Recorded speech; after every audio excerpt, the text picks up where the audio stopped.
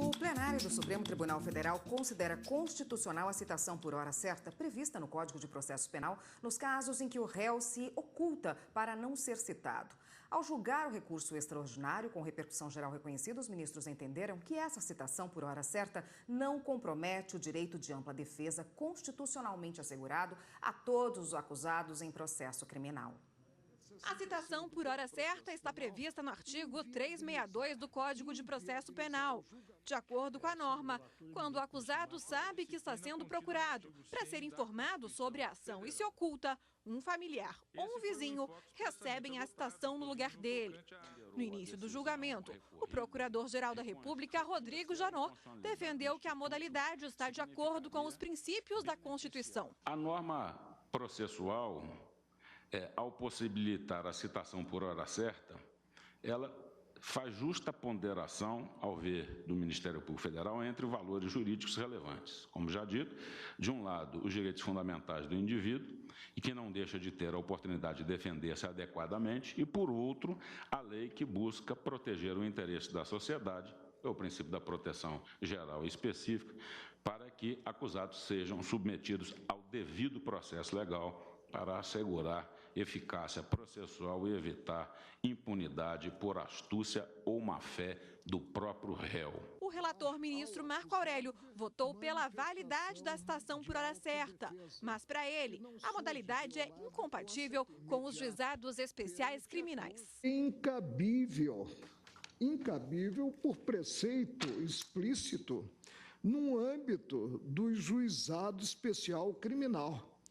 Não se desconhece o entendimento segundo o qual essa modalidade de citação seria viável mesmo nos juizados, ao argumento de que o parágrafo único do artigo 66 da Lei 9.099/95, ao preceituar o declínio da competência para a vara criminal, quando o acusado não foi encontrado, teria como móvel evitar a citação por edital e a consequente suspensão por tempo indeterminado no juizado especial do processo, comprometendo a celeridade inerente aos juizados. Ela é incompatível com os juizados criminais, tanto que se determina a remessa do processo crime para a vara criminal comum. Mas a maioria dos ministros admitiu essa forma de citação, inclusive nos procedimentos especiais. A citação por edital,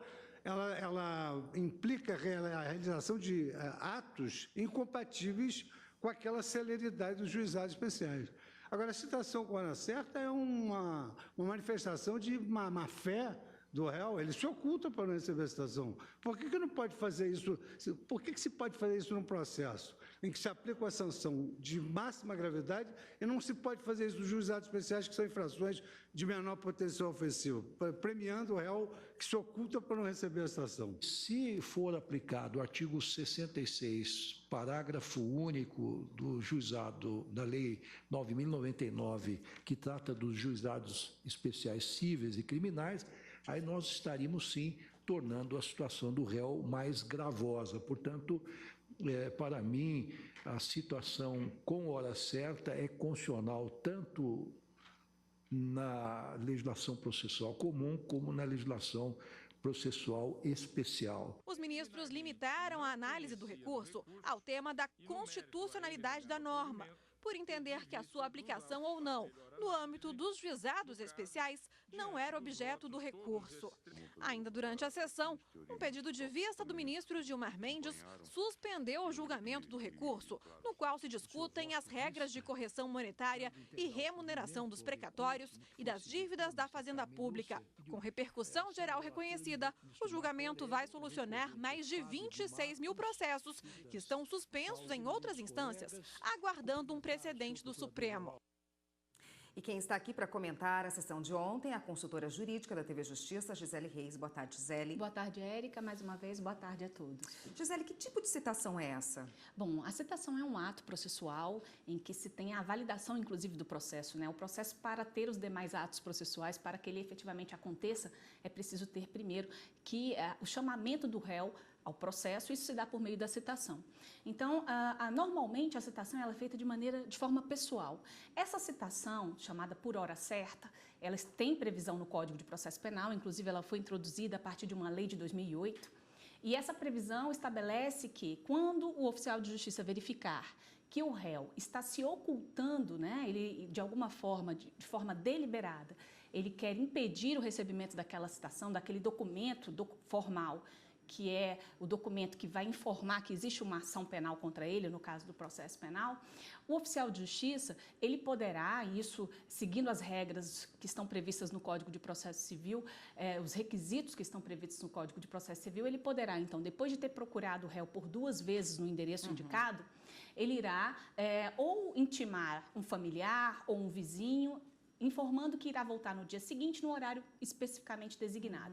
E naquele horário, naquele dia especificamente designado, se o réu ali não estiver, independentemente da presença dele ou não, ele se dará por citado. Então, é um ato processual de validação do processo e é uma citação que a gente chama de citação ficta, de citação presumida. Só acontece nesses casos em que o réu, na verdade, demonstra deliberadamente estar se ocultando para receber aquele documento, que na verdade é o que vai dar impulso aos demais atos processuais. O que houve no caso concreto? No caso concreto, houve uma condenação em relação a um delito de trânsito, e aí dos argumentos que foi invocado, na verdade, inclusive essa condenação se deu no âmbito da turma recursal dos juizados especiais do Rio Grande do Sul, e um dos argumentos é que haveria ofensa à ampla defesa, ofensa ao princípio do contraditório, porque o réu, no caso, não teria sido pessoalmente citado. Operou-se a citação por hora certa, no âmbito lá da turma recursal do juizado, reconheceu-se a constitucionalidade desse dispositivo do Código de Processo Penal, que está previsto no artigo 362, e ele acabou sendo condenado, até porque, quando se tem esse tipo de citação, Érica, ainda que a parte ela não compareça efetivamente ao processo, existe uma obrigatoriedade, isso a própria legislação estabelece, a Constituição Federal também, no sentido de que ela deve ter a defesa técnica, né? Então, independentemente dela vir ou não ao processo, o juiz necessariamente tem que nomear um defensor e é esse defensor que vai atuar na defesa daquele réu, ainda que ele não tenha pessoalmente comparecido ao processo. Gisele, o direito de defesa é obrigatório no processo penal? Ele é obrigatório. A ampla defesa, ela na verdade está assegurada, tanto a ampla defesa quanto o contraditório, no artigo 5º da Constituição como direito fundamental, e ela consiste, na verdade, em 2 tipos de defesa, né? No processo penal a gente chama de autodefesa e de defesa técnica. Então a autodefesa é aquela possibilidade do réu dele acompanhar pessoalmente os atos processuais, dele ser cientificado, dele estar presente nas audiências. E a defesa técnica é a defesa feita por um profissional, por um advogado que irá atuar. Se não tiver condições, será nomeado um defensor público. Então, o que acontece na prática? Ainda que ele não constitua um advogado, necessariamente, como eu mencionei, haverá a obrigatoriedade do juiz nomear um defensor para atuar, naquele caso concreto, um advogado dativo, um defensor dativo. Então, a defesa, ela é obrigatória. O que não é obrigatório é ele mesmo vir ao processo e ter, até porque não se exige que a pessoa se autoincrimine, mas estar assistido por um advogado, ou seja, a defesa técnica, ela é necessária para que não haja nenhuma nulidade no processo penal. Gisele, rapidamente para a gente encerrar, teve um outro caso que foi suspenso. O que se discute nele? Se discute a aplicação da taxa de correção no que diz respeito às dívidas da Fazenda Pública.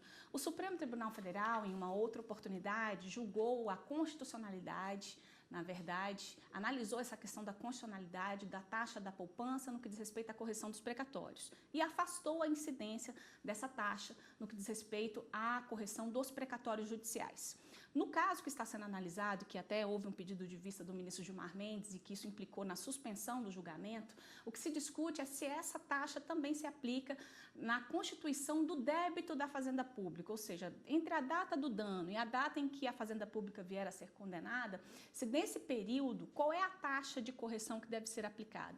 Então, o julgamento já começou, alguns ministros já votaram, o ministro Fux, ministro Dias Toffoli, ministra Carmen Lúcia e ministro Teori Zavascki entendem que a aplicação é da correção da caderneta de poupança, que ela deve ser aplicada nesses casos. Já o ministro Edson Fachin, Luiz Roberto Barroso e a ministra Rosa Weber entendem que essa taxa ela tem que ser afastada. Houve uma divergência em relação a esses dois posicionamentos, que foi, na verdade, levantada pelo ministro Marco Aurélio, e nós vamos aguardar, então, uma próxima sessão, oportunidade em que o ministro Gilmar Mendes irá apresentar o seu voto vista. Tá ótimo, Gisele. Obrigada pelas explicações por hoje. Até mais. Até, eu que agradeço. Tchau.